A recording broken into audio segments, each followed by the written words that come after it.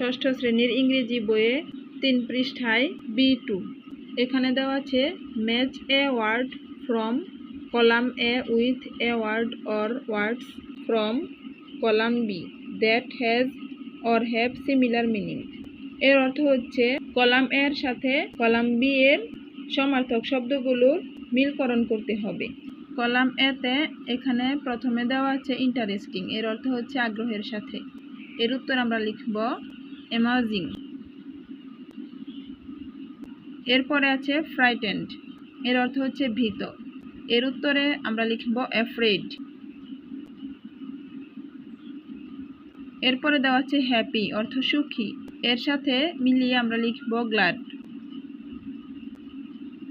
এরপরে দেওয়া আছে এক্সাইটেড, এক্সাইটেড অর্থ উৎফুল্ল। এর সাথে মিলিয়ে আমরা লিখব থ্রিলড।